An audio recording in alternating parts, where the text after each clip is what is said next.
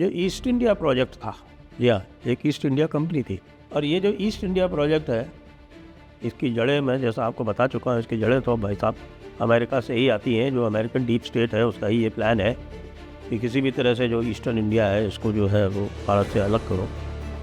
नमस्ते, आप सभी से अनुरोध है कृपया हमारी चैनल को सब्सक्राइब करें, सब्सक्राइब बटन दबाएं, बेल आइकॉन दबाएं और हमारे वीडियो को लाइक करें, हमारी रीच बढ़ाएं।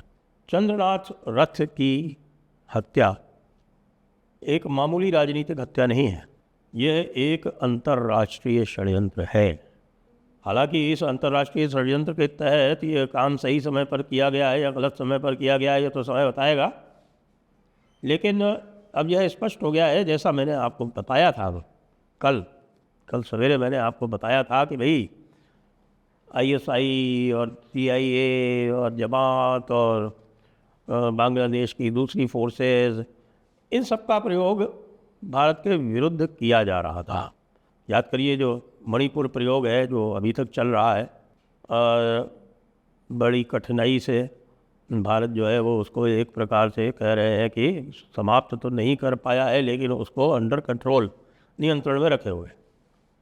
तो जो ईस्ट इंडिया प्रोजेक्ट था, या एक ईस्ट इंडिया कंपनी थी, और ये जो ईस्ट इंडिया प्रोजेक्ट है इसकी जड़ें मैं जैसा आपको बता चुका हूँ, इसकी जड़ें तो भाई साहब अमेरिका से ही आती हैं। जो अमेरिकन डीप स्टेट है उसका ही ये प्लान है कि किसी भी तरह से जो ईस्टर्न इंडिया है इसको जो है वो भारत से अलग करो। तो जो सूचनाएं मेरे सूत्रों से आ रही हैं वो ये है कि भाई ये काम तो जो जिहादी फोर्सेस हैं और उसमें और जो तृणमूल की जो फोर्सेस हैं उनमें जिहादी फोर्सेस में बहुत अधिक अंतर भी नहीं है, दोनों आपस में बिल्कुल मिले घुले हैं। बिल्कुल आप कह सकते हैं जैसे चीनी की तरह घुले हुए हैं, पानी में शरबत बना हुआ है वो पूरा उनका। लेकिन इस समय चंद्रनाथ रथ को क्यों टारगेट किया गया? चंद्रनाथ रथ को टारगेट करना मेरे हिसाब से इनके ओरिजिनल प्लान में नहीं रहा होगा। शुभेंदु अधिकारी को ये टारगेट कर नहीं सकते क्योंकि शुभेंदु अधिकारी के आसपास इतनी सुरक्षा है कि उनके पास तक पहुंचना लगभग असंभव है। हालांकि जिस प्रकार से भवानीपुर में शुभेंदु अधिकारी गली गली घूम रहे थे, दौड़ भाग कर रहे थे, उसमें यदि इन लोगों ने ट्राई किया होता और कोई एक्सपर्ट स्नाइपर होता तो उस समय भी उनको टारगेट किया जा सकता था, लेकिन चुनाव जीतने के बाद में अब तो उनको टारगेट किया जाना लगभग असंभव है। तो ये एक संदेश दिया गया है, किसको दिया गया है संदेश? ये संदेश दिया गया है फिर से भारतीय जनता पार्टी के सपोर्टर्स को, हिंदू को, कि तुम क्या समझते हो कि तुम्हारी पार्टी चुनाव जीत गई तो तुम टारगेट नहीं किए जा सकते हो। लेकिन मैसेजिंग थोड़ी सी गलत हो गई। मैसेजिंग गलत होने के साथ साथ जो टारगेट का चुनाव है वो भी गलत हो गया। और ऐसा होता है क्योंकि ये निश्चित रूप से जब इसका इन्वेस्टिगेशन और जाएगा तो मैं सीधे सीधे बोल रहा हूँ कि ये एक अंतर्राष्ट्रीय षड्यंत्र है, इसलिए इसको अंततः एनआईए को देना पड़ेगा। और एनआईए को जब देना पड़ेगा तो टीएमसी के और जमात के जो लिंक्स हैं वो बिल्कुल ओपन में आ जाएंगे। ये तृणमूल ने हाराकीरी की है, इन्होंने ये आत्महत्या का काम किया है। इसके बाद जो तृणमूल का जो पूरा इलेबोरेट नेटवर्क है, जमाती टीएमसी जो नेटवर्क है, और जिस जमाती टीएमसी नेटवर्क को जीवित रखने के लिए इतने दिनों तक ममता दीदी ने 800 किलोमीटर फेंसिंग के लिए ज़मीन नहीं दी, वो ओपन बॉर्डर रखा। वो ओपन बॉर्डर आपको नॉर्थ 24 परगना में भी मिल जाएगा, साउथ 24 परगना में भी मिल जाएगा, नदिया के भी क्षेत्रों में मिल जाएगा और मुर्शिदाबाद मालदा में तो मिल ही जाएगा। बड़े बड़े स्ट्रेचेस हैं, जैसे वो जो कालियाचक वाला जो है आपका जो क्षेत्र है, वो कालियाचक वाला क्षेत्र जो है वो कैटल स्मगलिंग, ड्रग स्मगलिंग उसका अड्डा है। और इधर जो आपका ये जो संदेश खाली वगैरह वाला एरिया है, जो टाकी जो क्षेत्र है, वो टाकी क्षेत्र है, या उसके नीचे जो सुंदरवन का क्षेत्र है, ये जो है ये ट्रैफिकिंग का एरिया है। ये यहाँ पर जो है वो आपके वीमेन ट्रैफिकिंग होती है। बांग्लादेश भेजी जाती है लड़कियाँ, बांग्लादेश भेजी जाती है अनैतिक कामों के लिए, यहाँ से अपहरण करके ले जाई जाती हैं।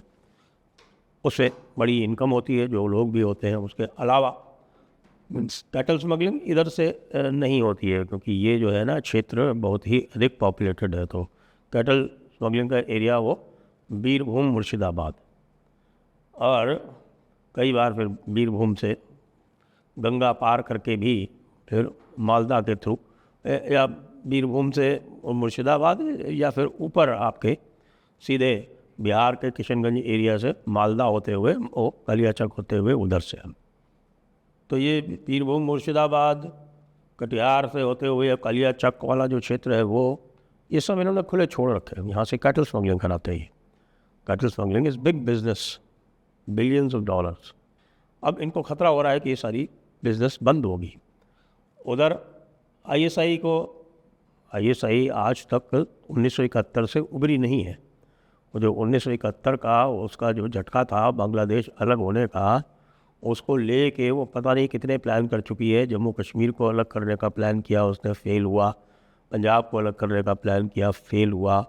अब जब बांग्लादेश में ये टर्मोइल हुआ सारा, बल्कि टर्मोइल जो हुआ उसकी इंजीनियरिंग जैसे मैंने आपको बताई थी कि यहाँ टीएमसी से पैसा गया है, टीएमसी से जमात को पैसा गया है, और जो दूसरे जो जिहादी तंजीमें हैं उनको पैसा गया है कि किसी तरह से आप हसीना वाजेद को गिराओ। और जो हसीना वाजेद की सरकार गिर गई, जो पैसा इधर से फनल हुआ, CIA से आया, सारा मिल मिला के ये हुआ। ये पूरा जॉइंट ऑपरेशन था।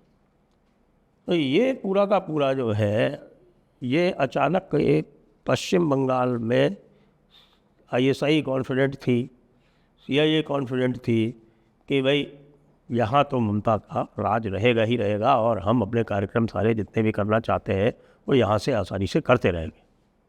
लेकिन वो एक अभूतपूर्व हिंदू एकता के उद्घोष में, एक हिंदू एकता के पुनर्जागरण में वो पूरा का पूरा बह गया।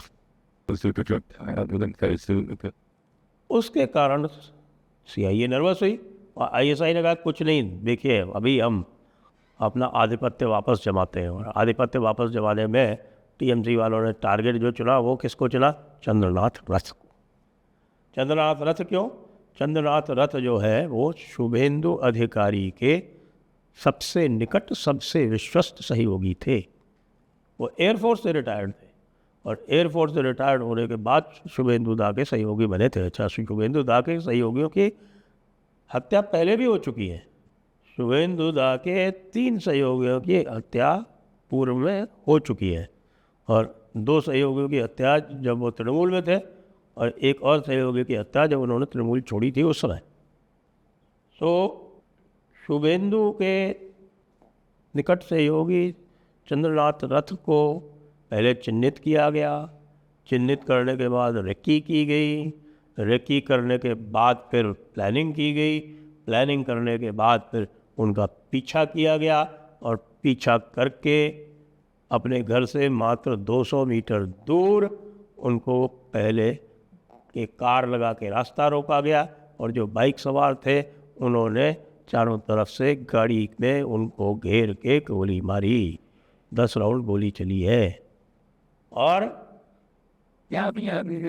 षड्यंत्र छोटा मोटा नहीं है, ये सीधे छोटे मोटे गुंडे का काम नहीं है, क्योंकि जो छोटे मोटे गुंडे हैं बंगाल में उनके पास कट्टा होता है, और थोड़ा जो और बड़े गुंडे होते हैं मिडिल लेवल के, इवन टॉप लेवल के, उनके पास 32 बोर की रिवॉल्वर होती। इनके पास तो ग्लॉक थी भाई, ग्लॉक 9mm। 9mm ग्लॉक आसानी से तो मिलती नहीं है, उसकी कीमत लाखों की होती है। वैसे फर्जी ग्लॉक जो है वो फेक ग्लॉक वो ISI बनवाती है पाकिस्तान में। तो वेपन जब रिकवर होगा तो पता चलेगा कि ये फेक ग्लॉक है या असली ब्लॉक है। लेकिन जो भी है वेपन तो ब्लॉक है, क्योंकि 9mm के वुंड्स है उसमें। ये तो आ गया पोस्टमार्टम में क्योंकि भाई 9mm वेपन था वो है। तो ये ग्लॉक का जो कनेक्शन है, इससे पता चलेगा कि भाई ये ग्लॉक जो है ये कहाँ से आई है।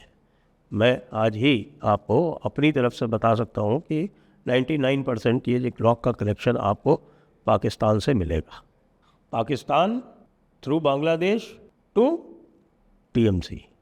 इसलिए TMC को एक अंतर्राष्ट्रीय गिरोह की तरह देखा जाना चाहिए। वैसे भी इसका व्यवहार जब ये सत्ता में थी तो एक गिरोह की तरह ही था।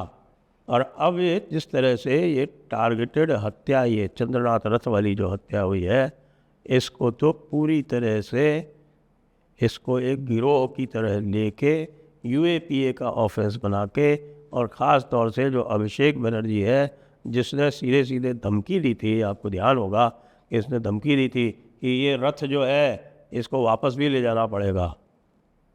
और ये 24-25 मार्च की घटना है। 24-25 मार्च को उसने धमकी दी थी। 24-25 मार्च को क्यों धमकी दी थी भाई? पहले से टारगेट कर रहे थे क्या चंद्रनाथ रथ को? या ऐसे कई सारे टारगेट बना रखे थे, उसमें से आपने एक एक्टिवेट कर दिया। इसी अभिषेक बनर्जी ने आपको ये भी धमकी दी थी कि ये आराम बाग, गोघाट और खानाकुल, इन लोगों को जो है वो पिछली बार इन्होंने जिता दिया बीजेपी को, हमने कुछ नहीं कहा, हम उदार रहे, हमने छोड़ दिया, लेकिन इस बार देखते हैं कि कौन आएगा दिल्ली से इनका बाप, कौन आएगा जल्लाद जो इनको बचाएगा। ये भाषा है। फिर कहते हैं कि साहब की प्रजातंत्र की हत्या हो गई है। योगेंद्र यादव जैसों को तो शर्म तो खैर कभी भी नहीं थी, चाहे वो योगेंद्र यादव हो, आशुतोष टाइप के लोग हो, उनको कभी शर्म नहीं थी। इन्होंने कभी तृणमूल का जो कैरेक्टर था, जो उनका गुंडा वाहिनी का, एक्सटॉर्शन का, मर्डर रेप का, जो उनका जो कैरेक्टर था उनके गिरोह का, उस पर कभी एक बार भी टिप्पणी नहीं की। ऐसे ही थोड़ी पूरे बंगाल में जश्न मन रहा है, ऐसा जश्न मन रहा है जैसे कि पूरी तरह से लिबरेशन हो गया, मोक्ष प्राप्ति हो गई। गहराई में जाना पड़ेगा, इसकी गहराई में जाना पड़ेगा। और यदि तृणमूल कांग्रेस एक राष्ट्रीय संस्था है तो इसके ऊपर टेरर चार्जेस लगाने पड़ेंगे, यूएपीए लगाना पड़ेगा, और यूएपीए लगा के इसका ठीक से निपटारा करना पड़ेगा। वरना जो लोग कह रहे हैं कि साहब कि ये इसलिए कर रहे हैं कि जिससे कि लोग प्रवोक हों और यहाँ पर गुंडागर्दी हो और प्रेसिडेंट्स रूल लगे, तो भाई साहब प्रेसिडेंट्स रूल तो 2021 में इतनी हिंसा होने के बाद भी नहीं लगा था, अब क्यों लगेगा? पोस्ट पोल वायलेंस में 3-4 हत्याएँ हुई हैं। पिछली बार की तो हत्याएँ सैकड़ों में थी, जिसमें से रिपोर्ट हुई 50 हुई है। हम तो चिल्लाते रहते कि प्रेसिडेंट रूल लगाओ, लेकिन नहीं लगा, और अब लग जाएगा। तो ये ख्याली पुलाव तृणमूल वाले पकाना बंद कर दे, और अब ये जो गिरोह है इसके जो सरगना है वो कैसे बचेंगे इसकी चिंता करें। जय हिंद, जय भारत, वंदे मातरम।